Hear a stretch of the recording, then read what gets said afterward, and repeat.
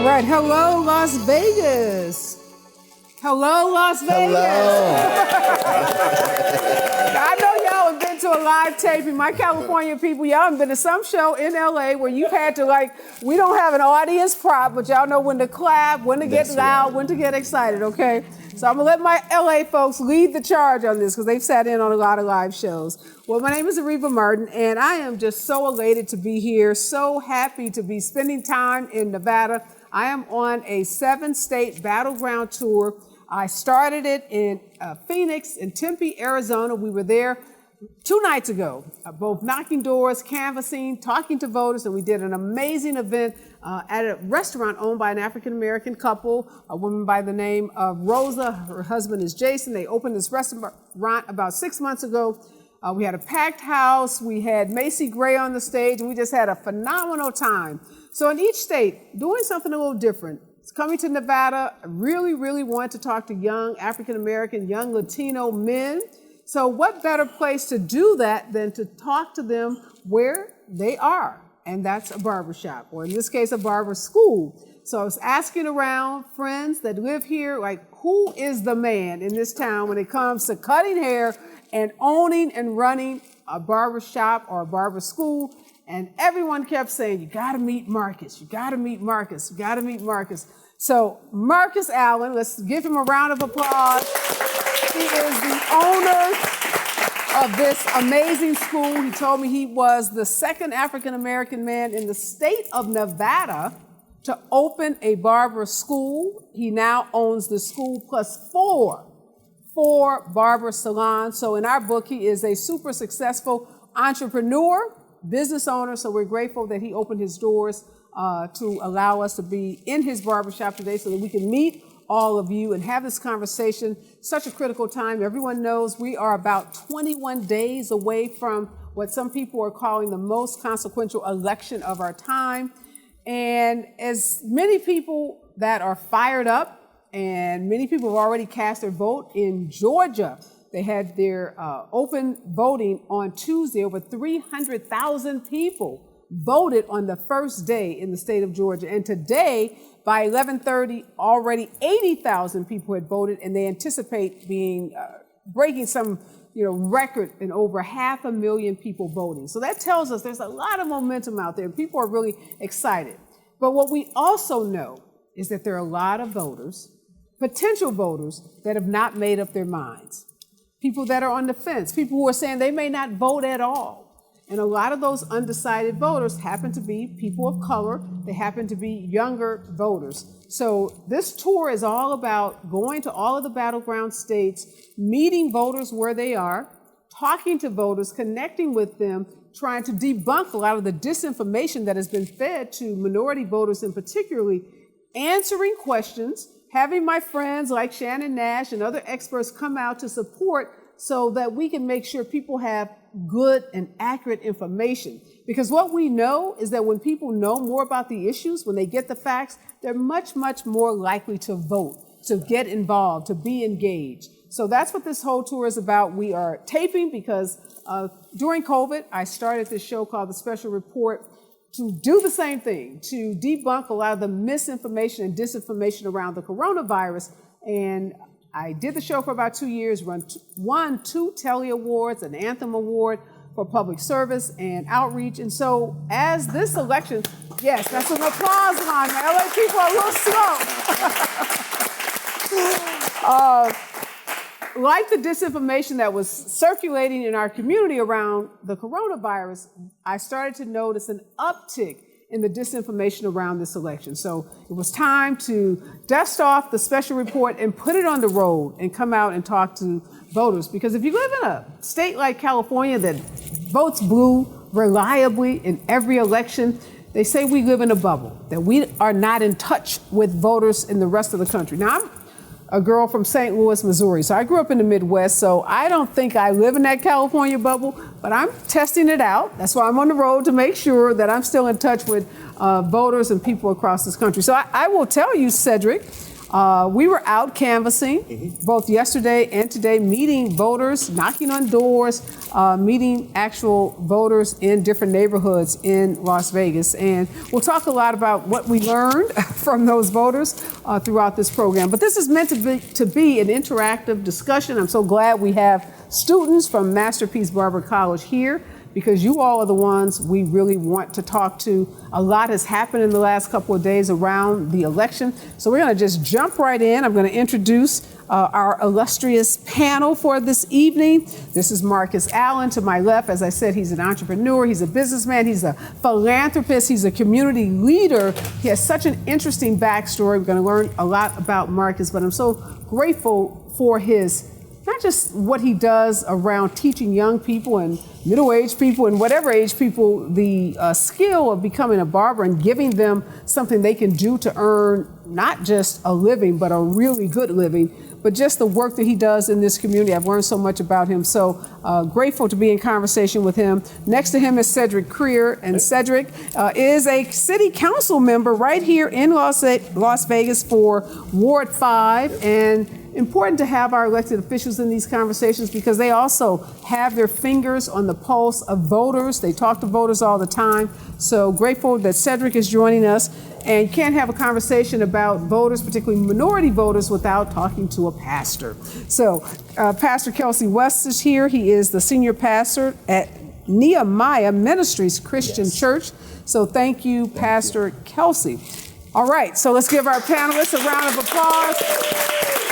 And as last but not least, I have two other people I have to introduce you to. One is the legendary comedian and actress, Marsha Warfield. She is joining us. She's our special guest. Let's make sure we acknowledge her. So grateful to have her at each of these stops. I'm just blessed to have special people like Marsha join us because we know that celebrities and high-profile people, they are an important part of this election as well. We want their voices to be heard. We want them also talking to voters. So grateful that Marsha is here. And then my good friend Shannon Nash. Shannon and I both are lawyers.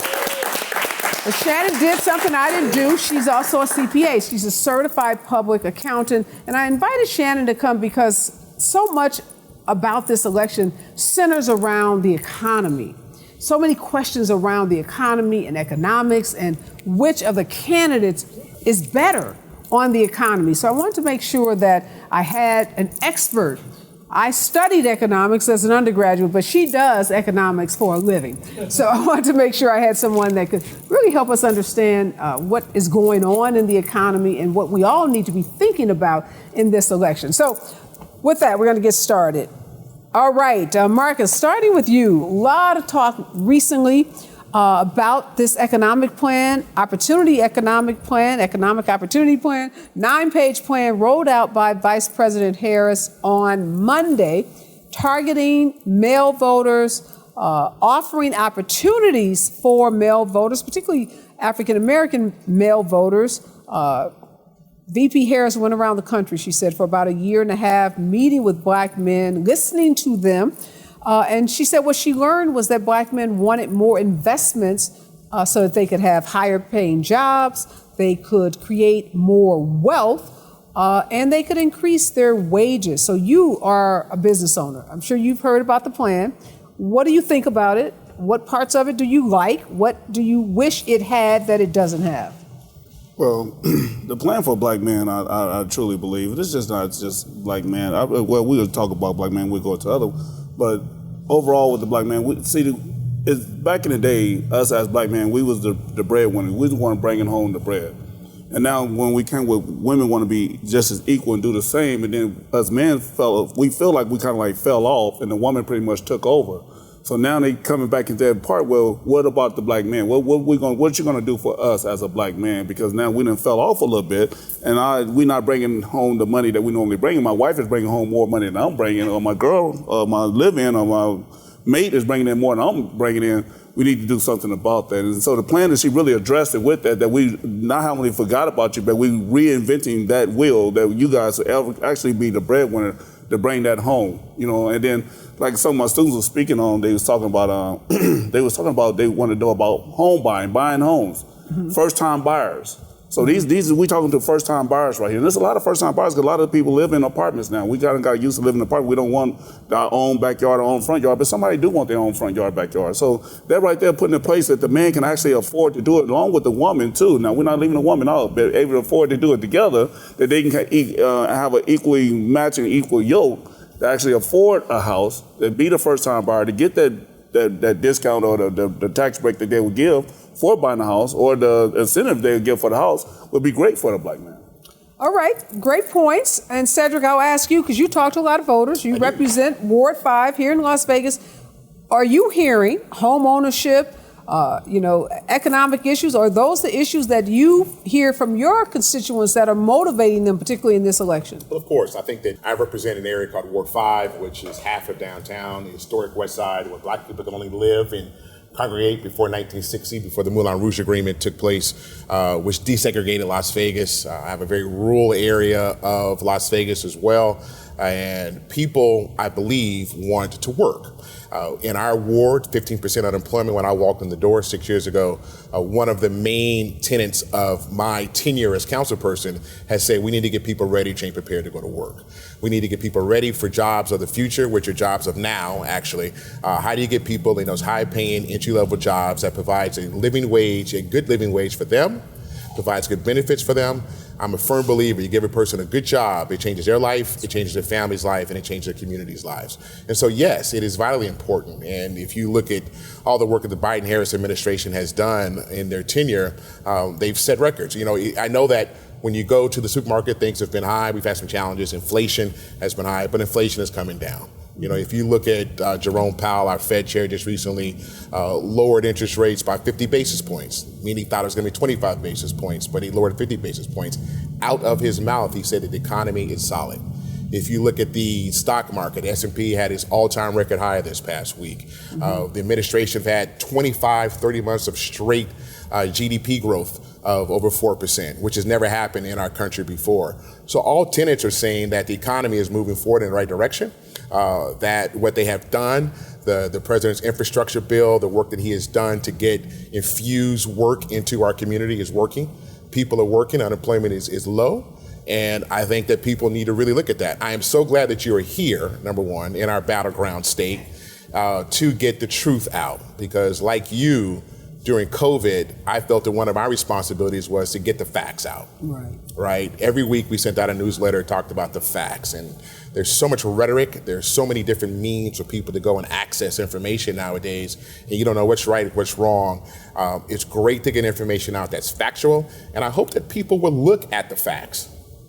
If you're going to base your information, in my household with my two daughters, we have a saying, we make educated decisions in my house. That's good. That means that you are going to look at the facts, not innuendo, not what your friend said, not what's going on. Look at the facts, make an educated decision, and move forward. And if you do that, I think you're going to find that, Kamala Harris and what the work that she's doing and the work that they've done in the Biden-Harris administration bodes well for us to move forward over the next, I'm going to say 8 years, because we're going to get in 4 years and we're going to say the next 8 years. All right, so I'm taking the temperature of the panelists, wondering from you. Now, let me ask you, Pastor, you have a congregation of folks. Are you hearing the same issues? Is it housing? Is it the economy that your congregants are most concerned about? All of the above. When we're sitting and we're having conversations, we're having real, human, 2024 conversation. And so it's imperative that we invite political leaders to come into the church and to have mic time, which we're kind of drawn away from now in the church. But I believe it's imperative that people get to see and have dialogue with the people they have questions for. People have great concerns. I'm not a finance major, but I do know when I go to the store, $200 does not get me what it used to get me. Right. I want people, especially young men, we have a tendency to call things little. And I don't think people really understand how major having down payment assistance is. When I hear of our future president talking about giving a $6,000 credit, that's not a little blessing.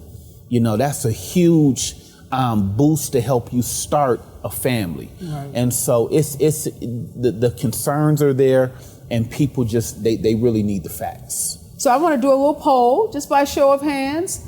How many of you are most concerned about housing costs and the economy? Okay. Everybody concerned about housing costs and the economy. How many of you have heard about the economic plan that VP Harris rolled out this week that's going to give 1 million business owners $20,000 forgivable loans? Okay, so my students over here, you guys didn't hear about this plan? No, haven't heard about it? Okay, so we're going to talk a little about the plan because it's important. We want to make sure everybody has good information. Right. How many of you would be happy to hear that this plan involves legalizing across this country marijuana?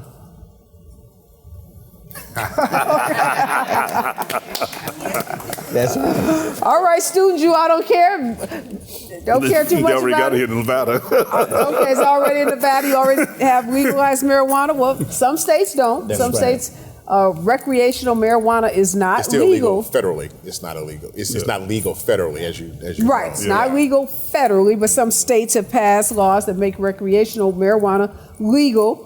But in addition to making it legal, she also wants to create opportunities for people who have been justice involved, as we call it, because of marijuana charges, to be in line to get licenses.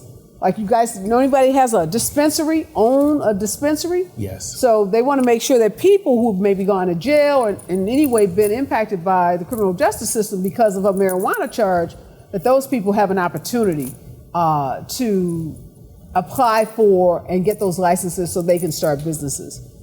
What about $20,000? That sound like a good, if you were, like, anybody want to start their own barber shop? Don't want to work for Marcus? You heard he's a hard boss, tough guy to work for. So you want to start your own business, right? I know there are going to be some business owners in here, right? So part of this plan is 1 million entrepreneurs will have access to a $20,000 loan that will be forgivable. So capital to start your business. Housing, let's talk, Shannon, what's the plan that Vice President Harris and Tim Walz have around housing? Because that came up, and we hear that you live in Nevada, you live in California, the cost of housing, so expensive. Younger people, older people, doesn't matter what age you are, buying your first house, terribly, terribly expensive. Keeps a lot of people in apartments. There's several things. I want to go through them all really quickly. We talked about a little bit, the pastor talked about a little bit about having down payment assistance. When you get that first home, it really, you got to walk in there with a big check. And a lot of people, it takes a long time to save that big check, whether it's $10,000, $20,000, whatever. You can get up to $25,000 in a down payment assistance for your first home. I think that's huge. Oh, huge. For people buying their first home. Second is really looking at addressing housing affordability and working with the administration to make sure that more people have access. Hold on, Shannon, I want you to really make that real. So $25,000 means that at 10% down, a $250,000 house, that $25,000 is a 10% down payment. Now, there are loan programs, FHA loan programs, so you have maybe, 5% down? Yeah. So $25,000, do the math for me, accountant. So, what home value will that $25,000 get you? Well, 25 will get you, you have to put down 10, and you said it's 200. Suppose you have to just put down 5. Well, you get a $500,000 house. $500,000. Yes. Okay, that's a whole lot of house in Las Vegas, I would imagine, right? You're going to have a PMI. It's going to get you a home. Well, we're going to have that no matter what, right? But now you have $25,000. So you could buy a home anywhere from $250,000 up to $500,000. That's a sizable home, I would imagine, in Las Vegas. And it's a start because people you will still, people have been saving. They just feel like they can never get in front of it. So this is just another boost in addition to whatever else you're able to, put together to get your first house. Like, who wouldn't want the extra $25,000 to go towards that down payment? Everybody's excited for that. Oh yes, absolutely. And conversely, right now, and if you look at what the other candidates proposing, would not, the affordability would not necessarily be there for first-time home buyers. Now, if you're rich, we can go into, there's lots of tax cuts and things like that that would allow you to be able to probably get, as a rich person, more real estate property. But that's why you have to look at what the two sides are opposing. If you That's will. right. Were you saying something? No, I said that's right. Oh, you said that's right. I don't think we have veterans here, but there is a big focus on also housing assistance for veterans. I don't know how much that plays into Nevada, but I do. A lot. That plays Yeah, a in. lot. Yeah, we have Crear Air Force Base and Nellis Air Force Base here, so it plays a big role in with our veteran community, very substantial veteran community here. And then I just think that there's also she talked about, and the administration has talked about also really looking at access to credit, and really making sure there are a bit more programs out there that help, particularly communities of color, which have historically have had problems getting banked and access to the credit you need to buy this house. That they are looking at that and putting in place more programs that will make this access easier.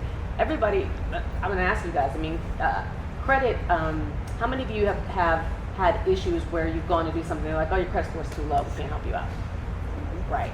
It could be renting an apartment, trying to buy a car, getting like even a loan, like a payday loan or something. They pull your credit, right? You go to a hospital, you have to go to the emergency room, you get a medical bill, that goes on your credit report if you fall behind in paying that. So impacting your credit, doing anything that improves your credit, that's going to put you in a better position to buy a house, to buy a car, and to start accumulating assets. Well, I want to go step back for a minute. How many people made up your mind about who you're voting for? So they're undecided voters? You undecided voters, are you going to vote? You're sure you're going to vote, you just don't know who you're voting for? Yes. Okay. So tell us your name. Charissa. Okay. What are you deciding? Like, what issues are you still a little concerned about, don't have enough information on? To be honest, both of them. I know that I do want to vote this year. Just not quite sure where I'm heading towards. Wow. So I feel like this is very informative, but I'm leaving here. So. What issues do you care the most about? Housing. So you heard that Vice President Kamala Harris, Democratic candidate, has a plan. She wants to, build 3 million new houses. We have a housing shortage across America, not enough housing stock. So she wants to build 3 million more houses, and then she wants to give homeowners assistance. So Healthcare, childcare, all that. great points. So healthcare. So under the Biden-Harris administration, they've already made some significant strides toward healthcare, lowering the cost of prescription medication. Like you have a family member that has diabetes, even has to use insulin, capping that at $35. Other ways, you want to jump in? I just want to just share how huge that is. It's huge. Before my mother passed, I remember telling my dad one day when he had to go get her medicine, I pulled him to the side and I said, "You really love my mom." One of her pills was $700. Woo. And when the person said it, this is my mama, I love my mama. But when they said 700, it was a part of me going, she'll be all right. We're going to pray on her. Yeah, it was a part of me really going 700, and I watched my dad put $700 on the counter for just one of her prescriptions. Wow. And so when I hear we're going to cap the cost, oh, thank you. Yeah. Yeah. You know, it's real talk. Like my father was a doctor, family practitioner. He was the second black doctor in all of Nevada. And when they moved out from Houston, Texas, University of California, Irvine Medical School, came out, Dr. Charles West started to practice in historic West Side, probably delivered maybe Marcus. Probably me, yeah, my doctor for sure. Yeah, or somebody. Like if you were in our community, then you knew Dr. Dr. West, right. And Dr. West, Dr. Crear. And if I worked in his office on Saturdays. Give you an example of something. This was, back in the day. I'll tell you how much things have changed. My father had handwritten charts, and you would come out and you would see on the bottom of the chart that, Miss Jenkins owed $30, owed 30. And she would see my father come out with the chart, he handed it to me and said, today's visit is $30. And I'd say, Miss Jenkins, it's $30, you owe 30. 30 plus 30 equals 60. And so it says $60 today. She goes, baby, I'm gonna give you 20. And she give you a 20, and you went minus 20, owe 40. And that's how it was across the way. Nowadays, right, you are 3 people have a 4:15 appointment to go see the doctor, and you see a physician assistant, nursing assistant or so. And it's just changed so much in the quality of care, and people, it is tough. And it's tough for people who have insurance, who have working jobs, 2 working families. My wife and I have been together for 30 years, married. And so it's tough. Now you take someone that is single parents, someone that comes from a family that is barely getting by, it's basically impossible. So you are deciding on life. That's right. Or you decided on getting quality medical care. That's right. And if you look at all of what is taking place, even going back to the Obama administration with the Affordable Care Act, aka Obamacare, it's interesting. They say J.D. Vance's mother and sister are on Obamacare, right? And so we're going to kick them off, right? But you give millions of people opportunity. Senator Reid told me one time, I was on the phone with him, he was our U.S. Senator here, and he says, and this is in the height of the first recession. Now, I'm a small business owner as well. Okay. I have an advertising company, started in 2006, marketing company, and it was in the heart of the middle of the recession. And I was trying to figure out how we're going to stay open, how are we going to make it. And I said, Senator, why is the president pushing health care right now? We're in the middle of the economy. And he said, Cedric, let me ask you a question.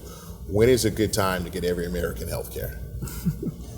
When is a good time to do it? That's right. And so you look at what is taking place in the evolution of that, and now someone wants to come in and they've been talking about we're going to cut Obamacare, we're going to get rid of it, we're going to talk about it's the worst plan, I got a better plan. Well, you're in office for 4 years, no better plan came up. Yeah. You were asked a little bit ago about the quality health care, what's your plan? Because we have an outline of a plan. A concept of a plan, right? Okay. Well, look, I've been in 6 campaigns in my life, and I tell you, if you don't win by having concepts of what's happening, right? So the stakes are heavy, and healthcare around, is important. absolutely, particularly in communities of color. Yes, right. So many, diabetes, hypertension, cancer, so rampant in our community. Is there anyone in the audience, you could be honest, we're a small, intimate group, we're amongst friends, that is thinking or maybe voting for Donald Trump? Has anyone heard anything that Donald Trump says that sounds good, that sounds like something that they can get behind? No? No one? They won't say it. People may not be in the room. I pastor people. Okay. Who are serious supporters. Mm-hmm. And so, and the majority of those individuals are business owners. And so I have to. And what is it that they believe about a Trump administration that will be helpful to them? They believe they're hanging their hat on better tax breaks. Mm-hmm. Okay. And so this is why when we start talking tax breaks and things like that, we need economic experts to come in. Yeah. And that's a reason again why we try to make our church available to bring people in to speak on subjects that we're just not equipped to speak, at that level. No, and I'm glad you brought that up. And that comes up a lot. I'm sure you hear that too, Marcus. You hear a lot of folks saying they like Donald Trump because he's good on the economy. Yeah. And a lot of people say that because they think, one, he's a millionaire or billionaire, whichever, and they look at him as a role model. And we know a lot of young men, particularly African-American, Latino, idolize him. They grew up with, him as a part of pop culture. They see him in his private jets. They see him, with women at parties and being so, like fly, like the guy you want to be. And a lot of people want to emulate Donald Trump. Mm-hmm. And there is this myth out there that somehow he is better on the economy and that your taxes, you will do better And the reality is, unless you are in the top 1%, like the richest of the rich, the tax breaks that Donald Trump will give, you won't feel the impact of them. So when I hear guys saying, oh, I had all this money under Donald Trump. Okay, no, you didn't. You really didn't. Because you don't make enough money. That's right. To benefit from a Donald Trump tax break. The tax breaks that he will give, that he did give when he was in office, were for the wealthiest of wealthy people. Mm-hmm. It's the Harris-Walz team that's talking about tax breaks for us, and us being middle class people, and some of us may be slightly above middle class, or maybe a lot above middle class. But we're not the CEOs and the 1% that are likely to benefit from those tax breaks. How many people have heard that Donald Trump gave all this money in stimulus checks? You heard people say that, Marcus? Yeah. They talk about the stimmy. Yes. Yeah. Anybody heard anything about the stimmy? Okay. Tell us what you've heard. What have you heard about the stimulus check? My take on it, that we look at his era, his 4 years. We got to understand, though, when a president take office, they put things in place, and by the time it make it to where it need to be to actually affect the economy, the 4 years is up. So then you look at like Trump, 4 years was good, but it really was Obama years that they did everything, and then it trickled over to when Trump took over in office. And then all the things that Trump messed up, it trickled over to the Biden. So now we looking at Biden like he the one. No, he's not the one. They go back to the president prior to him to get the things where it's at. So we have to pay attention with the stimulus check that we said that like, oh, I had more money then, or I got checks from him. No, he only gave out, Trump told everybody, okay, I'm gonna give y'all a check, give y'all a taste of it, I'm gonna give you a check. And then if y'all vote for me and I win, I give you another check. He did. He did. He signed the checks himself. Right. Yeah. So, and let's, we're debunking myths here. So let's be clear. Yeah. Trump held your check up so that he could put his signature on it. Never have been done in the history of this country, because presidents don't sign checks. But Donald Trump, and his vanity, and as a way to manipulate and to cause people to think he was giving them a gift, he signed the check. But the money was allocated through the U.S. Congress. Yeah. And unfortunately, people forget about our three branches of government: the Congress, and the judicial branch, and the executive branch, where the president is. So it was our congressional leaders that approved the money. If you want to give anybody credit, it's Nancy Pelosi, who was the Speaker of the House during the coronavirus period, the height of it. So when you hear people say Donald Trump gave you a stimulus check, that's false. So if you hear anyone say that, just know that that is inaccurate. And there was more stimulus money given out once Biden was elected president. So people, if you remember, there were 2 checks. Yep.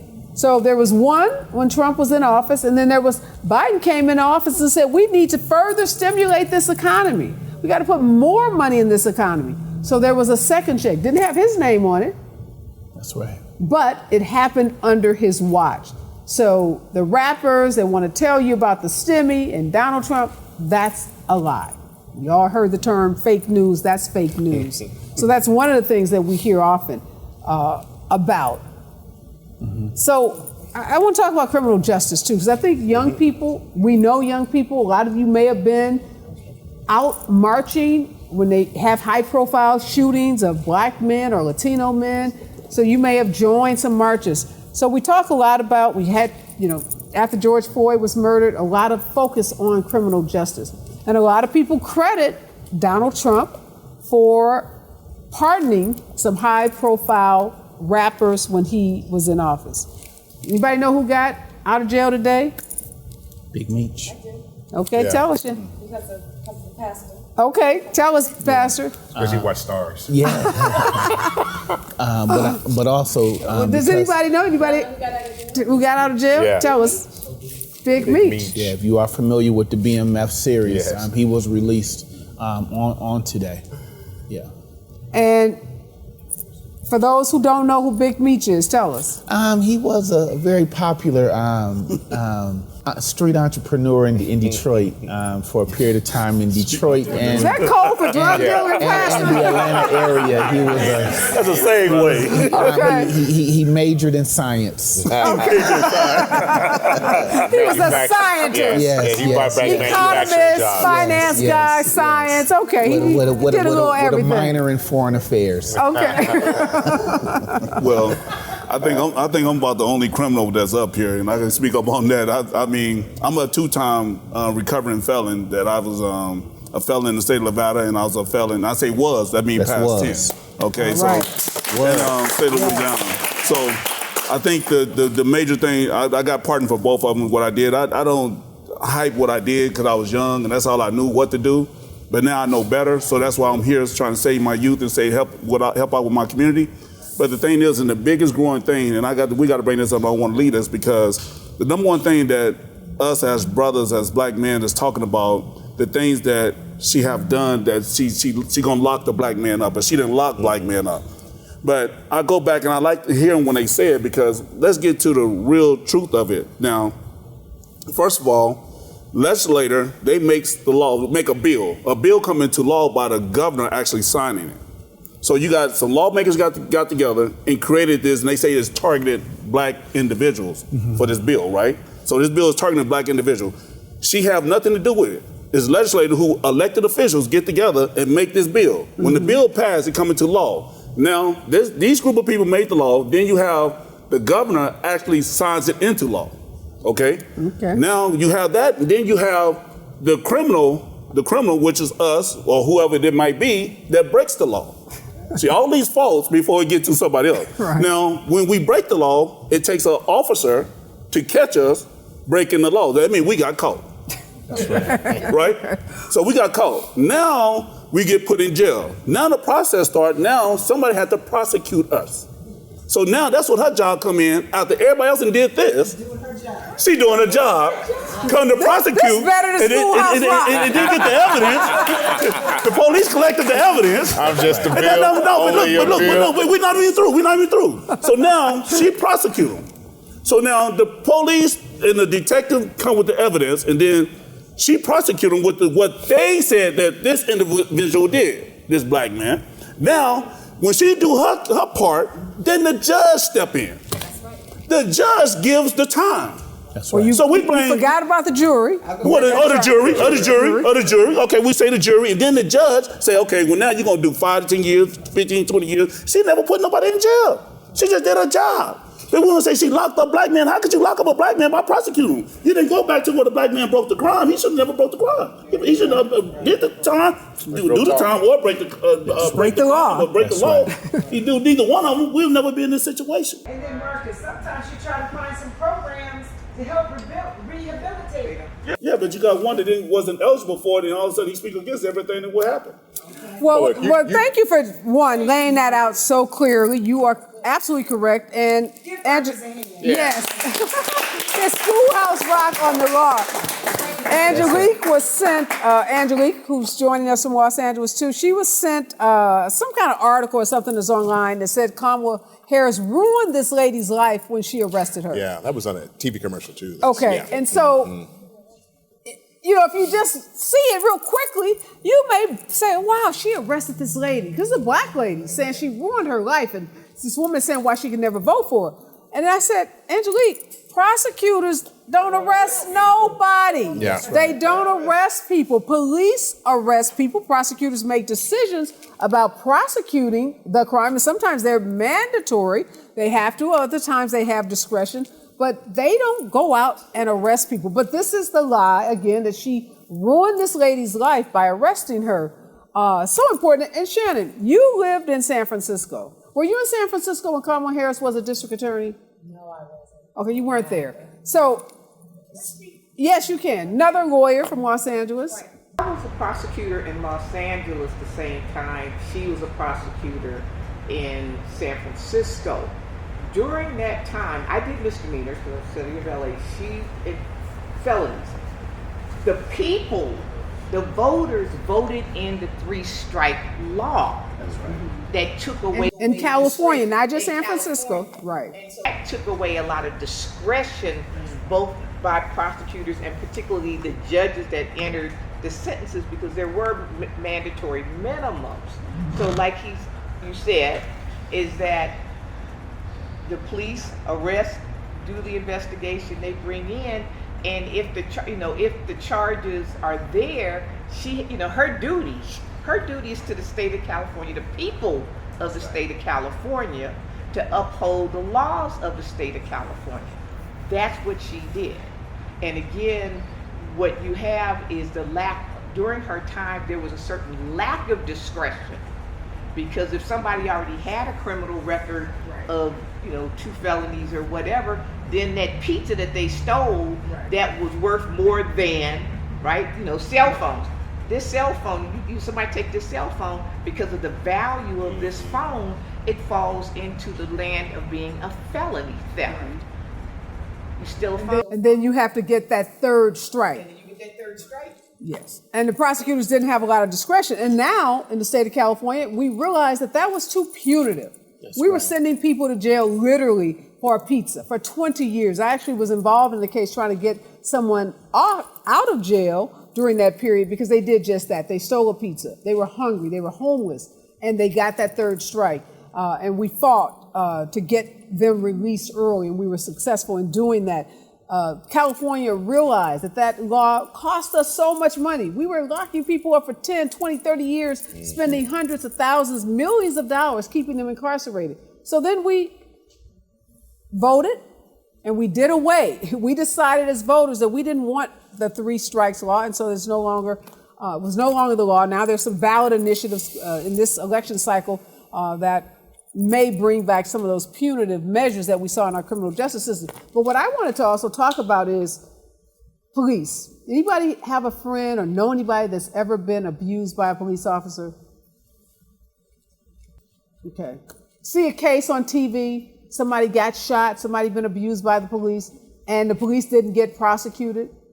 You've heard about these police departments where you have a lot of rogue police officers. This isn't an indictment on police. A lot of great police officers, family members that are police officers, upstanding people in our community. But there are some bad cops in police departments around this country. When Donald Trump was in office, he essentially eliminated the civil rights division of our Department of Justice. Our Department of Justice, our federal prosecuting office, that has the ability to go into a police department, whether it's Las Vegas or Los Angeles or Chicago, and investigate police departments, those that are using racial profiling, those that are abusing people of color, and to do something about it. Donald Trump said, no, we are not investigating police officers. So that's a problem if you are a person of color. That's right. Because we know disproportionately we are profiled, we are arrested more often, we are prosecuted more harshly, we receive tougher sentences. So we need people working in our administration that are going to have the courage and the mandate to go into police departments when there are rogue cops and do something about it. So I always tell young people, if you march with Black Lives Matter, then you really need to be concerned about a Donald Trump presidency, because he wants immunity. That's right. He wants immunity for police officers. Madam Prosecutor, what would that mean? It's wholesale for them to go and beat up, peaceful protesters, throw them in jail, and there's no recourse against that. I mean, there's already that issue when I don't want to get too legal, but we have the 1983 laws, which was the only way to bring police officers in the federal level. And so that negates those laws that hold them accountable. Jump in, Pastor. With all due respect, and I'm going to borrow from Denzel Washington in Philadelphia, we hear words like immunity, and we assume people understand what that word is. Can you break that word down and give it to me like I'm two? Basically, what immunity means is that, like what the Supreme Court just gave Donald Trump, is that if you are operating under what they call color of law, under the color of your position, and you break the law or commit a crime, you will not be held accountable for that. Unlike the rest. Immunity is the simple way of thinking about it is you get a pass. You get a pass. You know, Say you beating up somebody who's got Yes. hands cupped behind their back, kicking them in the head, doing whatever. I could have it on videotape, have it all on tape. You can admit it. I just kicked the crap out of him just because he didn't stop when I said stop. So you can make an admission. And immunity means you don't have to suffer any consequences. You are not held accountable. I was asking that question because sometimes when we get together and we as brothers and we're having our debates and our discussions, friendly if you will, in the barbershops, sometimes you hear people using terms that they really don't understand. And I want to employ, especially, every young brother that's watching, do your research on what went down after the Rodney King situation. Imagine if people had the ability to do that all day, every day. Yeah. How damaging that would be to our country. And so that's a powerful word. I am on our Metropolitan Police Department, Las Vegas Metro, and I'm on the Fiscal Affairs Committee, which is the governing board that oversees all the financing that goes into a Metropolitan Police Department. And, look, I also have 3 area commands: Downtown Area Command, Bolton Area Command, Northwest Area Command. I work with captains and work with officers just about every day about things. And there are some bad officers out there. And also what's important is to have a very strong sheriff in place that instills the values throughout the organization. And majority of the officers that I deal with want to go out, protect and serve, and come home to their families. No. And they also should and held accountable, right? Absolutely. Nobody's above the law. I don't care who it is. The President of the United States, people in Congress, elected officials, no one is above the law. And we need to put laws in place to hold everybody accountable. Absolutely. And that does not always happen. As you know, Well, I'm glad you mentioned that, Sheriff. Fighting it. I'm glad you mentioned the sheriff because this election, we're not just picking the president. There are a lot of important offices that are up for election. You're going to be picking a U.S. senator in the state of Nevada. That's right. You're going to be picking your congressperson. There are local elections. Yep. And so when you get your ballot, and they should have their ballots. You guys have your ballots. Yeah, the mail ballots went out. Mail ballots. So you have an opportunity to not just vote for the president, No doubt. but all the way down. How do people find out? If you don't know who to vote for, a lot of people say, I don't vote for the judges. I don't vote for the county offices because I don't know the people. Mm-hmm. How do you find out something about the candidates? Well, you got to do your research. I mean, I get people who call me down around this time, who should I vote for? Because they know that I probably know somebody who knows somebody. Well, I don't know if these people have your phone number. So if you don't have this guy, if you don't have Cedric's phone number. But I'm saying to you that, you got to go online, you got to do your research. There is information, and I urge you to go out and do your best to try to find out as much information about. And the judges are important. Oh my God. In our state, we're fortunate to have a congressperson who's our first black congressman in the state of Nevada, who's also chair of the Congressional Black Caucus, and Congressman Stephen Horsford, right? Who is on the Ways and Means Committee for the federal government, which means that he helps us controls all the dollars that are disseminated. Someone that has earned that much respect in the building and within the state. We need to get him back in office. It's imperative that we get him back. He's on the ballot. Office. He's on the ballot. And so Areva, you hit the nail on the head that it's not just the president, there's ramifications for that. And if Congress swings and the majority moves out from the Democrats in the House, that could be detrimental. If they have control of the Senate and control of the House, and Trump gets in office, checkmate. We're in trouble. We are in trouble. But let me jump in. I want you to jump because you said, how do they find out? So I have an open door policy that politicians can come in here and speak to my students. So is open. Whether you're a Republican or a Democrat, it's open. Right. Unfortunately, in the last 10, going on 10 years, there's not one Republican ever came through the door and took that opportunity up at all. Because we down here don't really matter to them. They never took the time out their day to try to come when they vote. Because who concerned you was what you should have voting for you. So it's like many Democrats and other elected officials came in here to talk to the students, and that's where the students get an idea who they can vote for when they hear what they speeches, what they talk about, what have something to do with their life. Right. But like I said, it's an open door policy. It's more than welcome. If a Republican want to walk through this door, I'm not going to block the door and say they cannot come in here and talk to them. Right. But neither one of them reached out and actually tried to do it, not one time. Got to talk real quickly about immigration. This is Nevada. Anybody concerned about immigration? Of course. Should be. Go ahead. You have a question? Comment? So like I have a couple of friends, family members that are trying to get their like visas and stuff like that, but I just want to know how it possibly affects them afterwards.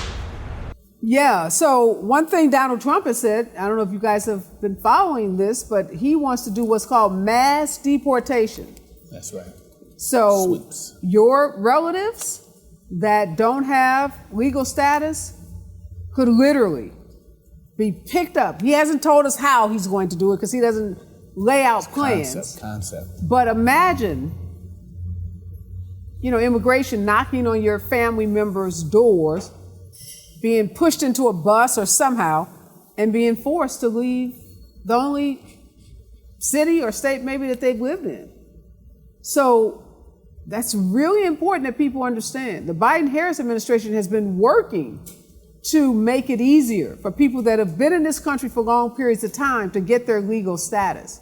And in fact, wasn't there an executive order signed by Joe Biden to give legal status to the spouses of people who have been in this country, and the U.S. Supreme Court, because there's 6 members on the court that lean very conservative, said that he couldn't do that. He blocked it. The Supreme Court blocked that effort. So if you are an immigrant or you have family members that are immigrants, you should really be concerned about a Donald Trump presidency. He takes every opportunity to say the most horrific things, calling immigrants rapists, murderers, and now the latest, I'm sure you've heard, he's accusing Haitian immigrants who are in this country legally of eating pets. But it's his racist way of othering immigrants, particularly immigrants from the southern border, particularly black immigrants. So, great question.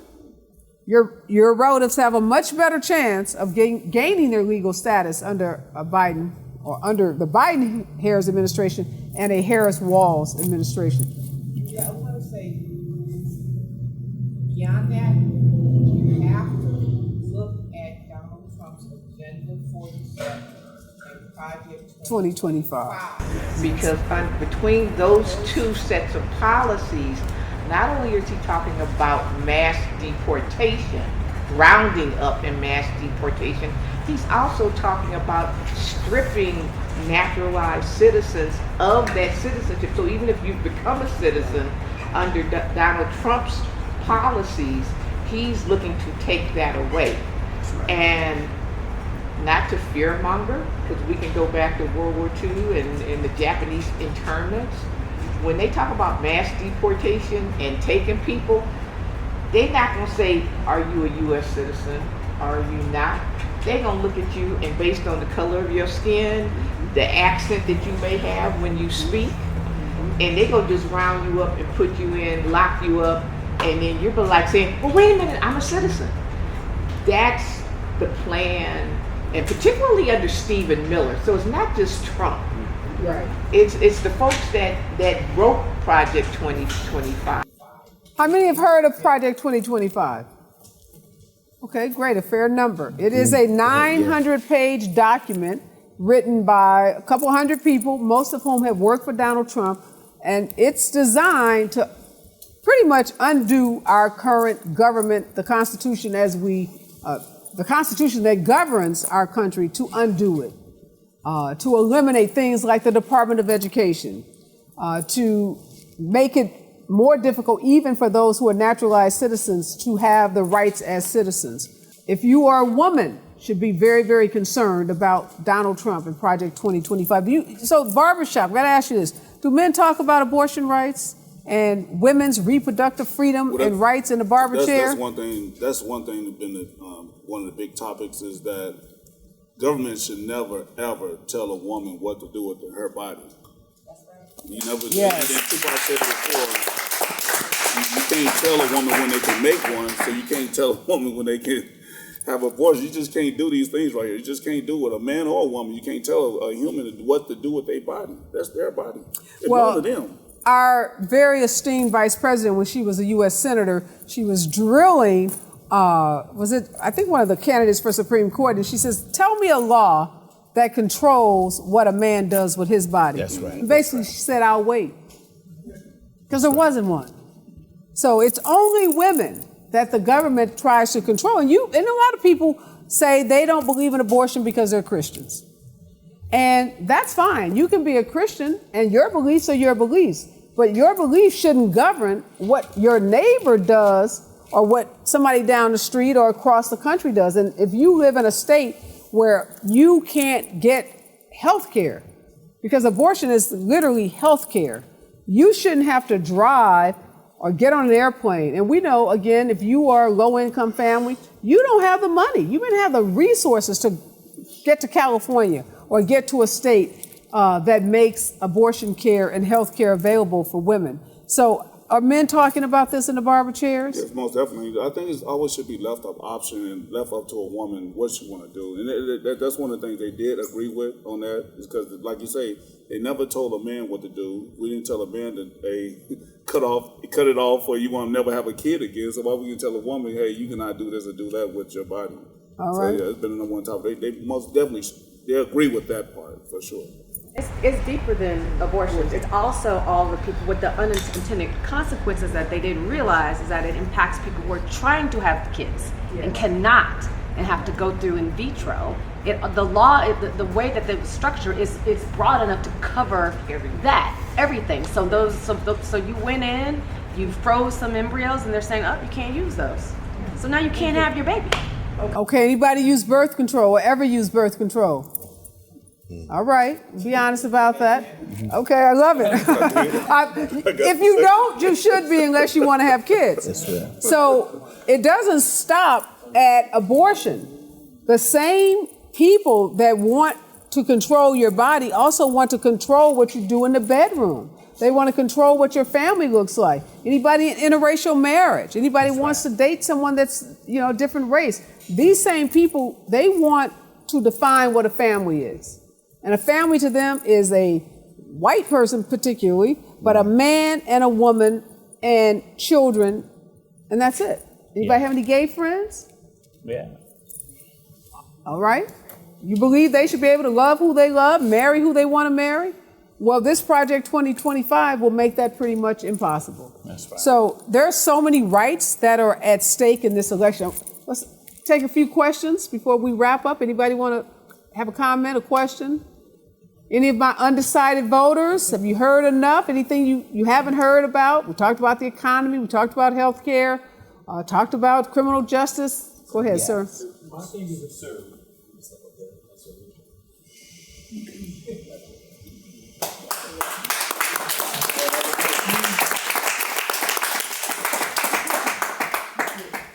My thing is about education. The lower income, they always talk about how they're going to help the lower income children, but they still don't have the opportunity as a higher. So how are we going to do something about that? No, that's a great question. And we know education is under attack by right-wing conservatives. They don't want to teach Black history. They are banning books in school, and we know that that's very dangerous. This Project 2025 that we talked about, it would eliminate the U.S. Department of Education. That's right. Completely wipe it out. And we see happening in some states now, Republican governors and legislators are mandating Bibles in school. Now, again, you might be a Christian and want your kids to read the Bible, but suppose I'm a Muslim. That's right. And I don't want my kids reading the Bible. Or suppose the Bible that you want kids to read ain't the Bible that I believe in. So Harris and Walz have made a commitment. A part of this economic opportunity, particularly the new plan, is to invest in education for African American men in particular. Only 1% of black men, only 1% of public school teachers are black men. That's right. So we have a huge shortage of black educators. So this plan that they have rolled out would create more pathways for African Americans in particular, males, to go into the teaching profession and lift up kids in public schools. Hear a lot about Republicans want vouchers. Anybody, talk about vouchers? And vouchers can be a way that kids in low-income communities can go to schools, but what the experts will tell you is that when you have voucher systems, what you end up doing is a lot of white schools cherry pick the so-called smart black kids, and then they deplete the resources from the public schools. And so you have public schools that are failing, don't have enough resources, and those students suffer. So we don't want to ever deplete our public schools, because the reality is the majority of minority kids in our country are going to public schools. That's right. So we will make sure there are more resources in our public schools. Go ahead, Carmen. I implore everybody, please pull up Agenda 47 and Project 2025 and read it, because again, there's a chapter in the chapter dealing with the education that there's a plan, if the voucher system comes into play, that there's a pathway. Kids who vouchers private schools, pathway to success, pathway to college. If you are in public school, your pathway is to be sent into the military when you graduate. And that's what I heard. That's what I brought it up. Yeah, that's Project 2025. And so again, it's what is it? Devil in the details. Yes. Devil in the details. And so you can't go by the rhetoric. You can't operate based on what they say.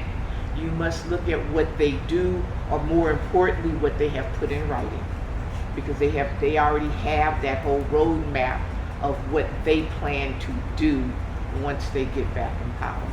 And it's not just the federal government that will be doing that. It will be at the state and at the local levels, because they're already doing it. I mean, the states are already doing it. They're just doing it quietly, but they're already doing it. I mean, that's the whole thing with all the lawsuits trying to get out, all the people of color off the voter rolls right now. There was a lawsuit that attacked the LA Unified, that had a program for minority students to give them a hand up to make them successful. And I don't know, was it the Supreme Court that just? Yeah. It just happened. It just happened. Wow. Millions of dollars. It reported the LA Unified to again helping kids of color, and particularly young men of color, to get the support, the extra support that they had, and not just academically, but counseling and health care, and it was a full thing. So there is a group of extremely financially, people who all they do is they systematically follow these lawsuits, because the rights that are being taken from us are as a result of the lawsuits that are being funded by these conservative right groups that now know how to get them in front of particular courts. They jury pick what courts that the cases are going to be filed in, because if they know if they end up in the Fifth District Court of Appeals, which is down there in Texas, they're going to get a different outcome than if they're in the Ninth Circuit out of California or Washington. And definitely they selectively pick, because they want to get certain issues before the Supreme Court, because they know how the Supreme Court is going to rule. And they took civics out of school. So it is really important that we go back and learn civics 101 and how our government works and how it all pieces itself together. All right. Great response. Thank you, Carmen, for that education. Knowledge is power. Knowledge is power. Anybody else? Question, comment?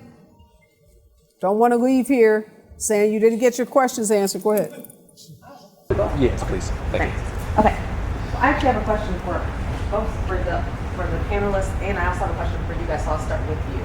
We have roughly, let's say, 20 days before this election.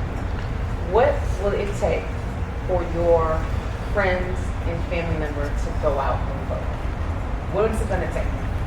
Some of you said you're undecided. I wonder if the indecision means you won't vote. You know what I mean? Because you're like, oh, I just don't know, I'm not going to go.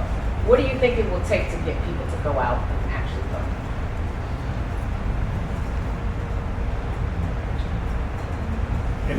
Anything. Anybody. A ride. Yeah. You know, sometimes it can be very, very simple. Yeah. Of just having access to get to the poll, or maybe you don't have a correct address and your ballot didn't get to you, and so. Pardon me? You cannot vote online. No. Yeah. You can't vote. You would have to file. And absentee ballots would have gone out. They went out a little bit ago. I think the major question with them, I think, is who all registered, and if you're not registered, is it too late to register? And what do you register at? You can still register. You can go same day. You can register. So you just have to get to a polling place. And look, we've expanded where polling places are, and we've put them in communities where there are opportunities for you to drop your ballots off, put it in the mail, or go to a polling site. You can go to the mall. You can go to places on your date. You try to get somewhat in an area where you travel on a day-to-day basis. Stop in and do it.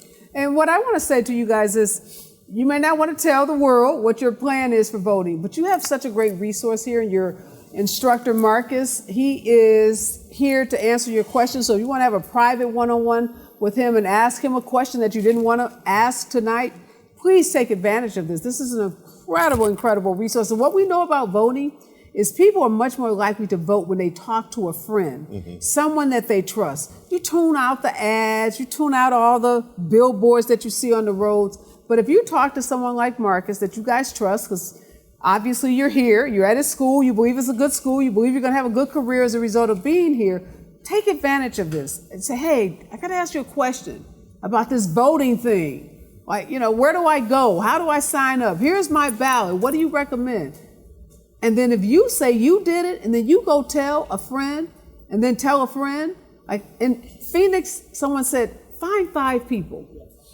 5 people that you know aren't planning to vote right now. But you tell them, I was here tonight, I heard some good information, maybe didn't understand it all, maybe didn't like it all, but then I got this guy. You're my instructor. His name is Marcus. He told me he would help me. Actually, we have we closed down Saturday because do everybody remember what we do on Saturday? Souls to the poll. So we have a Souls to the poll Saturday that this a lot of the information is going to be there for them, and it's actually who? Me? Her? Nope. Oh, in the back. Okay. So that's what we do on Saturday for like extra credit for actually to get them familiar on what I want my students to be more involved, because we are regulated by our industry is regulated by government. So we as under NRS code 643, so elected official actually sets our laws in place for us as barbers, which they are not barbers. So I'm letting them know the importance of who you elect into that position, because that's who's going to govern your barbering, the profession that you actually taking up this course to become.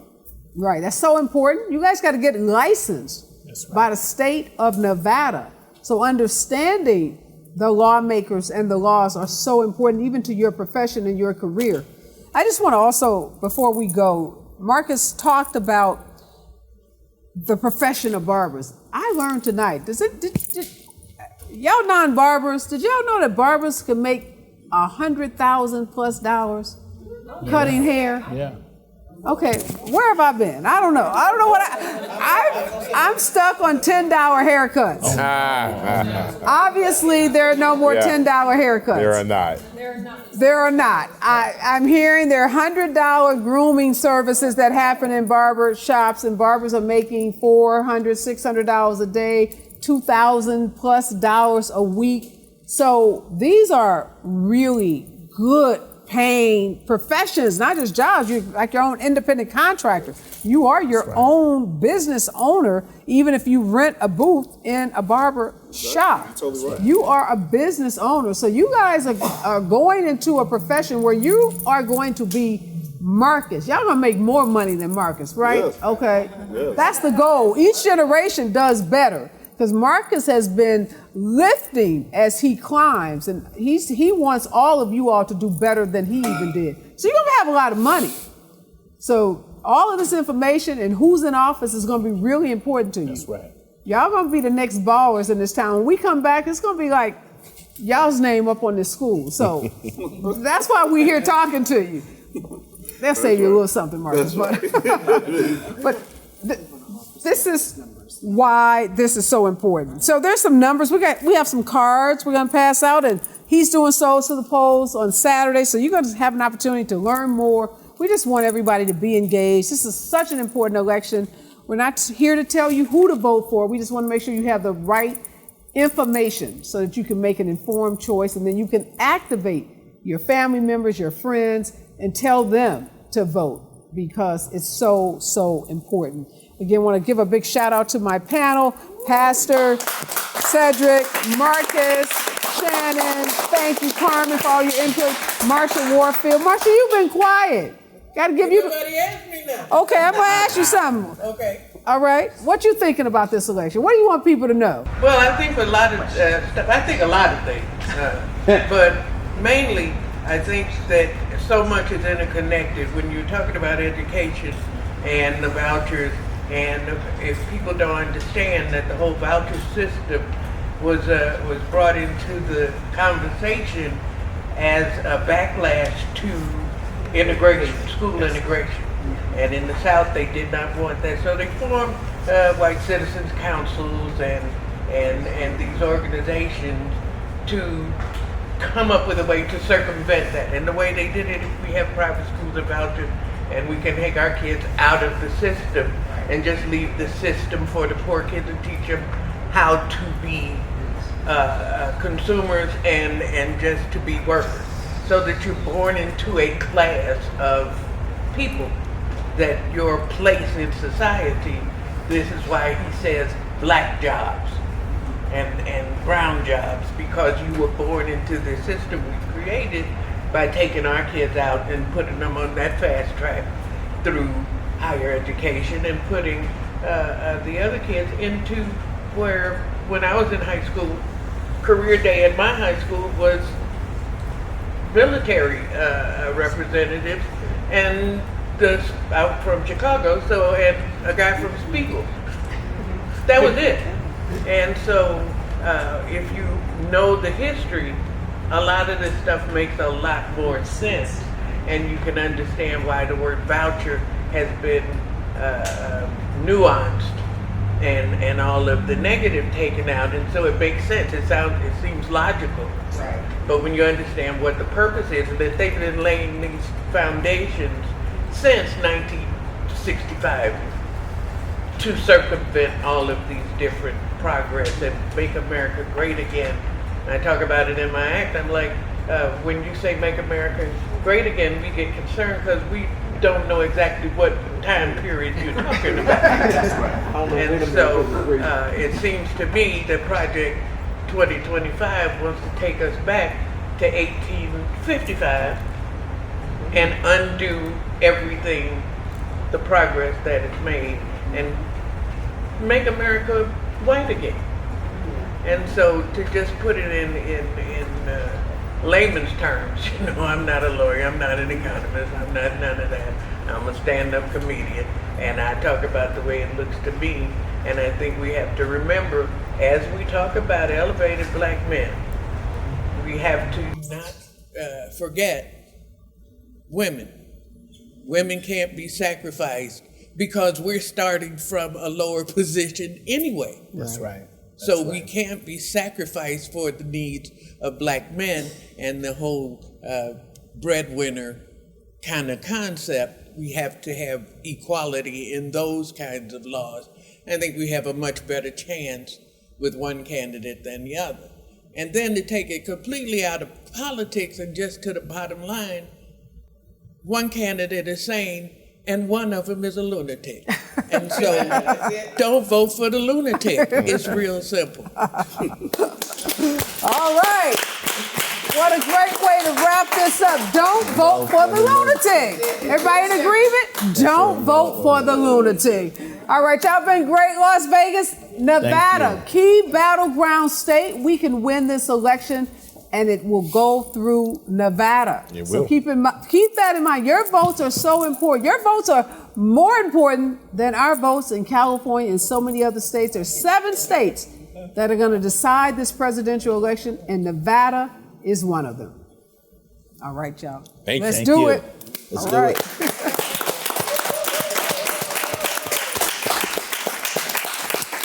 I think what we keep doing is Great job.